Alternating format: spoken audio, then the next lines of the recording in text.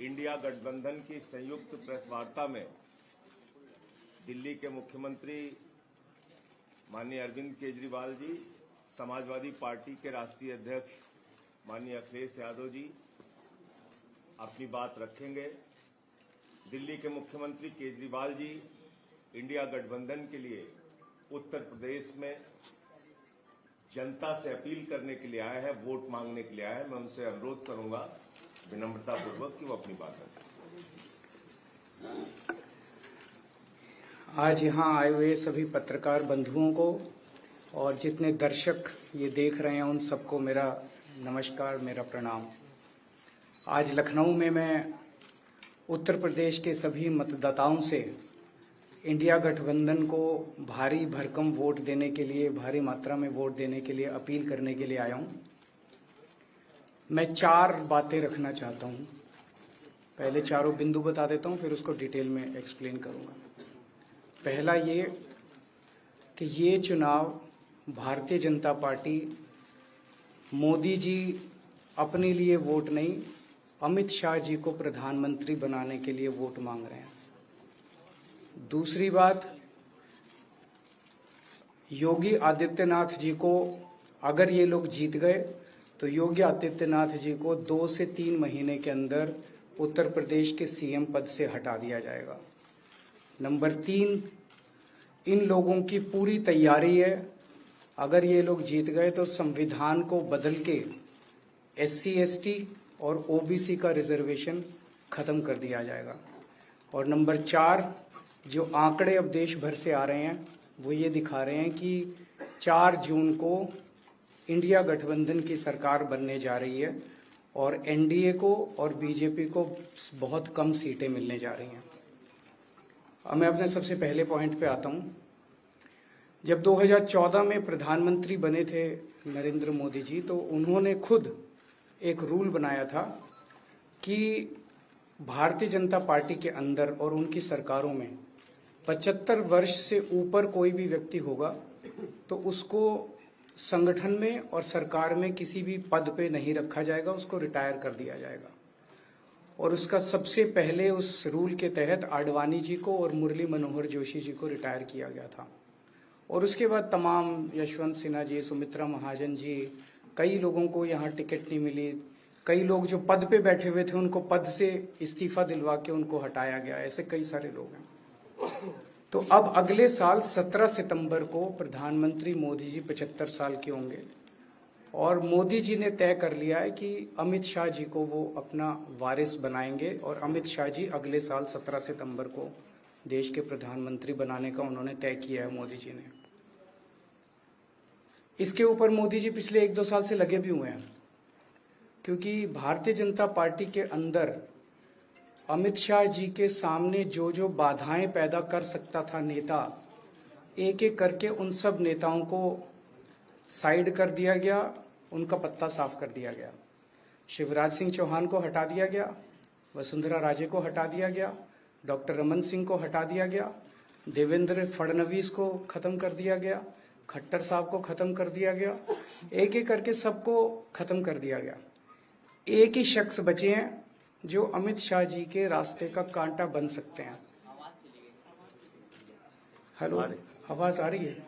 आ रही है। एक ही ठीक है, आ रही है। एक ही शख्स हैं जो कि उनके रास्ते का कांटा बन सकते हैं, वो हैं योगी आदित्यनाथ जी।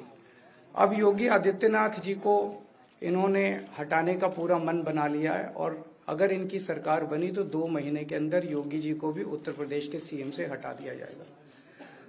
मैंने दिल्ली में 3-4 दिन पहले ये प्रेस कॉन्फ्रेंस की थी और ये दोनों मुद्दे उठाए थे।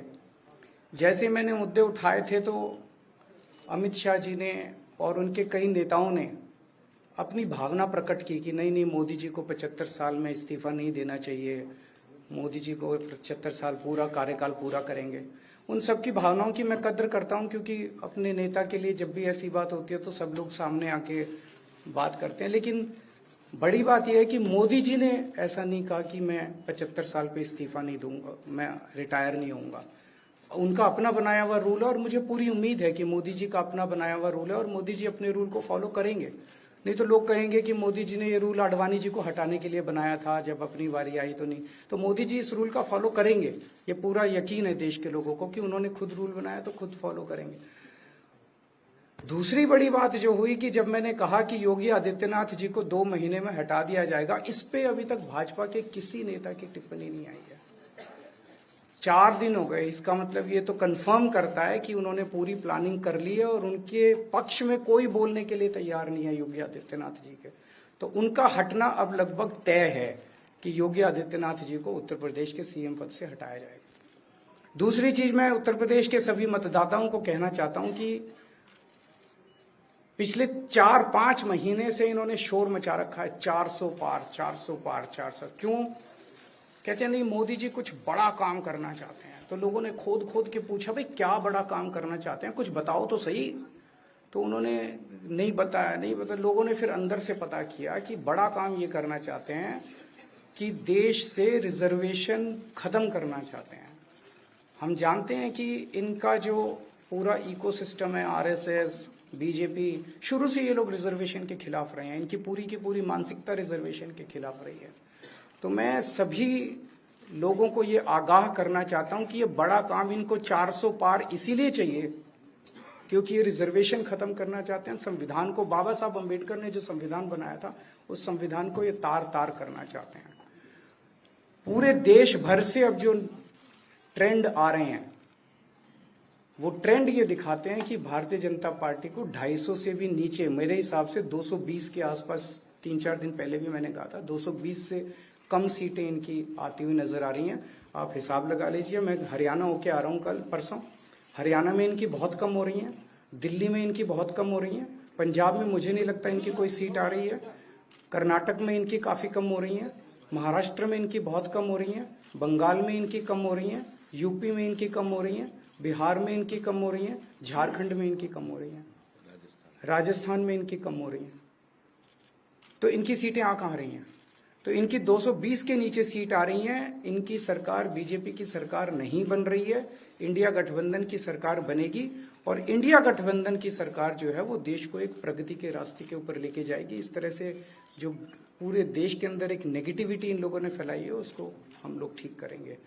मैं अंत में उत्तर प्रदेश के सभी लोगों को अपील करना चाहता हूं कि इंडिया गठबंधन के, यहाँ पे सपा और कांग्रेस का गठबंधन है, इंडिया गठबंधन का जो जहां से कैंडिडेट है उसको भारी मात्रा में वोट देकर आप सब लोग जिताइए। अब मैं निवेदन करूंगा समाजवादी पार्टी के राष्ट्रीय अध्यक्ष माननीय अखिलेश यादव जी से।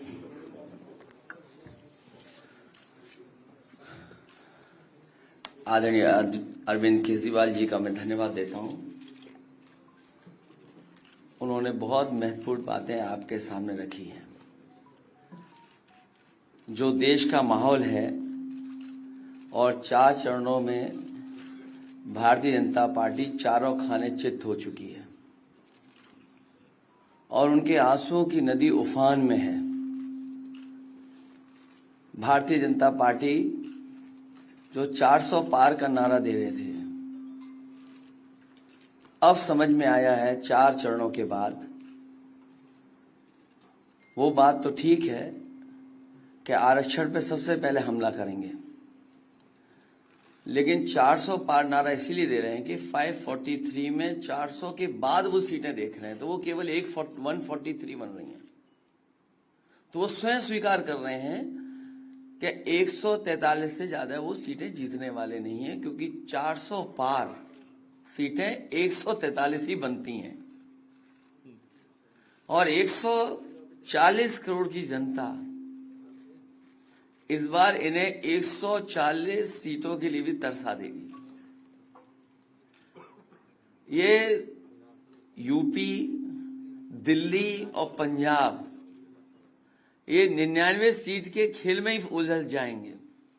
यहां कुछ इन्हें हासिल होने वाला नहीं है। रोटी कपड़ा और मकान की तो लड़ाई हम लोग लड़ेंगे, लेकिन रोटी कपड़ा और मकान से पहले हमें संविधान बचाना है। संविधान बचेगा तो लोकतंत्र बचेगा और बाबा साहब भीमराव अम्बेडकर जी का दिया हुआ संविधान ये हमें अधिकार, हमें न्याय दिलाता है। भारतीय जनता पार्टी की इस साजिश को आम लोग समझ गए हैं और इस बार सबसे बड़ी हार भारतीय जनता पार्टी की होने वाली है। अभी तक तो हम ये कहते थे कि ब्रह्मांड का सबसे बड़ा झूठ बोल रही है।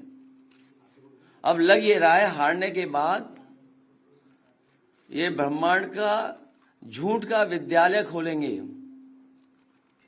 यूनिवर्सिटी खोलेंगे और वाइस चांसलर और डीन पहले से ही रिटायर होकर के वहां अपने आप नियुक्त हो जाएंगे। इसलिए देश को बचाने के लिए आदरणीय अरविंद केजरीवाल जी आए हैं, हम लोगों का सहयोग और मदद करने के लिए आए हैं। मैं इनका धन्यवाद देता हूं और आप पार्टी, इंडिया गठबंधन, समाजवादी पार्टी, हम सब मिलकर के भारतीय जनता पार्टी को हटाने जा रहे हैं।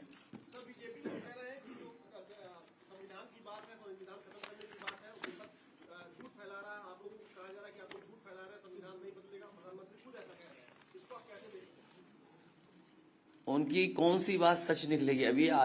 अभी आपसे कहा कि 75 साल वाला जो वो है रूल नियम, उसको तो फॉलो किया जाएगा ना, इसी से पता लग जाएगा। और एक मिनट, अगर आप इनका इतिहास उठा के देखें पिछले 75 साल का, जनसंघ का, आरएसएस का, थ्रू आउट ये लोग रिजर्वेशन के खिलाफ रहे हैं। तो अब 400 सीटें लाके ये संविधान बदल के उस रिजर्वेशन को खत्म करना चाहते हैं।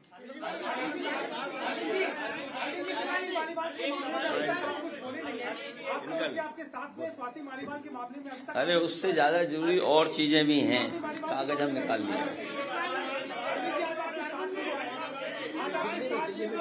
भाजपाई किसी के सगे नहीं है, ये है कि भाजपाई किसी के सगे नहीं है और भाजपाई झूठे मुकदमे लगाने वाला गैंग है। हाँ बोलो। बोल रहे बता रहे। हाँ मैं बोल रहा हूँ, एक सेकंड बोल रहा हूँ।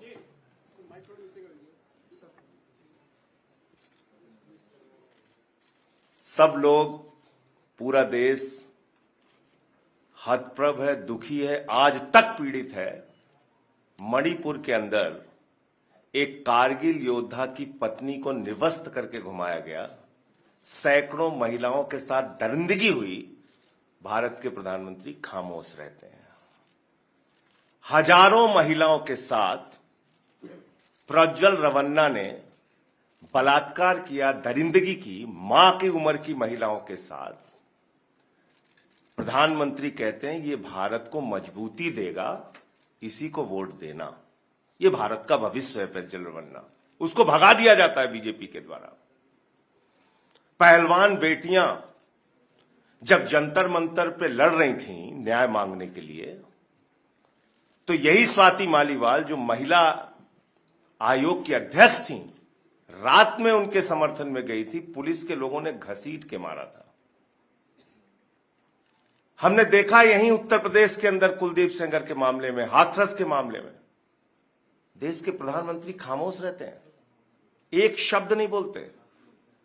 आम आदमी पार्टी हमारा परिवार है, पार्टी ने अपना रुख साफ कर दिया है और मैं चाहता हूं जितने विषय मैंने आपके सामने रखे हैं, देश के प्रधानमंत्री और भारतीय जनता पार्टी को जवाब देना चाहिए। स्वाति मालीवाल के मामले में जवाब देना, जब वो पहलवान बेटियों के लिए जंतर मंतर पे न्याय मांगने गई थी स्वाति मालीवाल जी, उस समय घसीट के मरवाया पुलिस वालों से। तो इसलिए इस पे राजनीतिक खेल ना खेलें, मैं सिर्फ इतना कहना चाहता हूं। धन्यवाद।